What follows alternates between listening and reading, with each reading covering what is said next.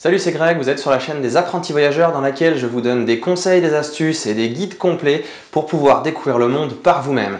On continue avec notre série sur l'Argentine et on va parler aujourd'hui de Mendoza. Juste avant ça, vous pouvez vous abonner avec les boutons sous la vidéo et pensez à activer les notifications en cliquant sur la petite cloche, comme ça vous serez prévenu par YouTube à chaque fois que je sortirai de nouveaux conseils sur de nouveaux itinéraires. On est parti direction Mendoza.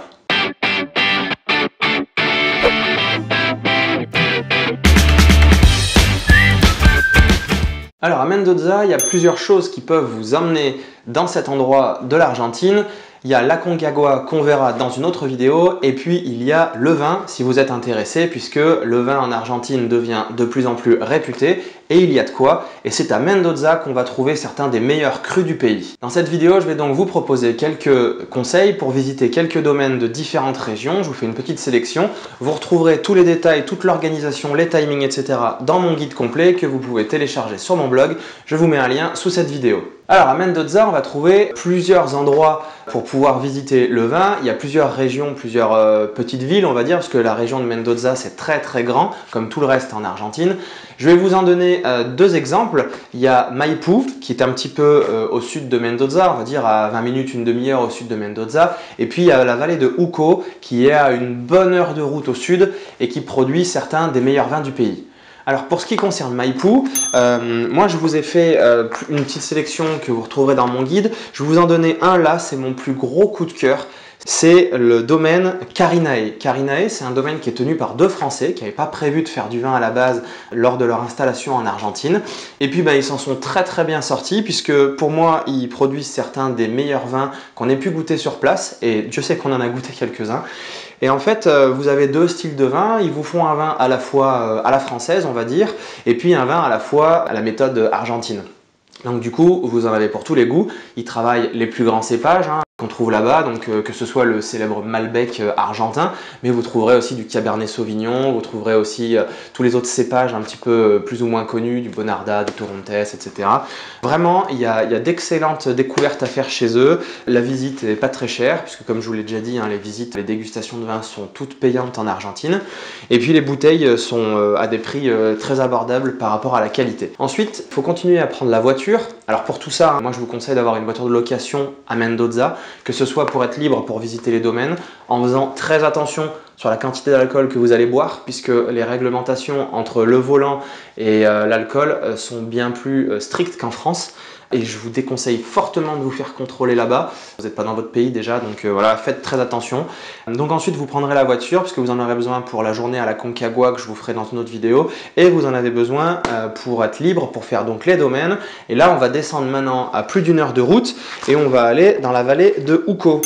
Il y a beaucoup de domaines là-bas, il y a beaucoup de domaines très luxueux. On va trouver ce qu'on appelle des estancias, c'est des énormes domaines en fait, des énormes propriétés où on va aussi retrouver des gens qui ont comme des formes de ranch avec des chevaux. Vous pouvez faire des nuits là-bas.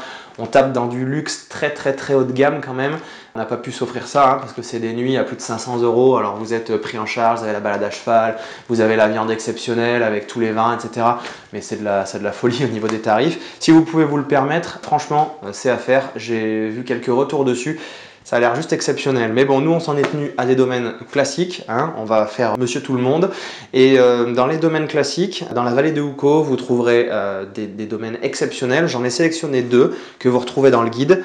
J'ai leur carte ici. Il y a Atamisque et Andeluna. Alors, Atamisque, c'est un domaine qui se veut un peu particulier de par l'architecture, la conception. Ils sont les seuls à avoir un toit qui est fait tout en pierre. Ça a été fait par un architecte célèbre d'Argentine. Ils en sont très fiers d'ailleurs, mais ils produisent aussi un excellent vin. Il y a une très bonne connaissance, une très belle maîtrise du procédé de vinification. Et vous trouverez des arômes très sympas. Moi, je les ai trouvés très différents des autres. Voilà, mais très agréables. Donc Atamisque et puis Andeluna. Andeluna, vous êtes encore plus près de la cordillère. Vous avez les vignobles qui sont presque au pied des montagnes. Il y a une vue magnifique et le domaine est absolument splendide. On sent qu'il y a vraiment des moyens, des gros moyens. La visite est hors de prix, à peu près à plus de 10 €. Donc ça fait mal. Par contre, les bouteilles sont pas si chères que ça et la qualité est vraiment au rendez-vous. Donc même s'il y avait un coût de cette visite à refaire, j'y retourne, c'est sûr. Ne serait-ce que pour le cadre, rien que le cadre de l'endroit, et puis la qualité de la visite, et puis la qualité des vins, et puis pour pouvoir ramener une petite bouteille, ce qu'on a fait, et qu'on a laissé tranquillement à la cave pour qu'elle se repose après tout ce voyage. J'ai bien hâte de la déguster celle-là. Voilà à peu près donc pour les deux gros domaines que je vous conseille ici. Vous en avez évidemment plein d'autres, ils sont tous alignés sur la route principale, impossible de les manquer. Par rapport à ce que je vous ai dit tout à l'heure sur le vin, enfin sur l'alcool et le volant, faites attention, n'en faites pas trop, ou alors trouvez un taxi, arrangez-vous, faites quelque chose d'autre. Ça vaut pas le coup de prendre de risques. En tout cas, voilà pour la partie vin sur Mendoza. De retour en ville, il y a pas mal de bonnes adresses de restaurants à découvrir. Je vous les ai toutes mises dans le guide en fonction des hébergements où vous êtes parce que tout est pas juste à côté. Pareil, si vous voulez boire un petit coup le soir, ça sert à rien de prendre la voiture, autant tout faire à pied. Après, en ville, en soi, il n'y a pas grand chose. Mendoza, c'est une grande ville, mais c'est une ville au sens, pour moi, il n'y avait rien de spécial à faire et comme je vous le dis tout au long de ces vidéos, l'Argentine est une telle merveille d'un point de vue nature. Pour moi, ça vaut pas le coup d'aller perdre c'est peut-être un peu méchant, mais d'aller passer beaucoup de temps dans une ville alors que vous avez la nature tout autour.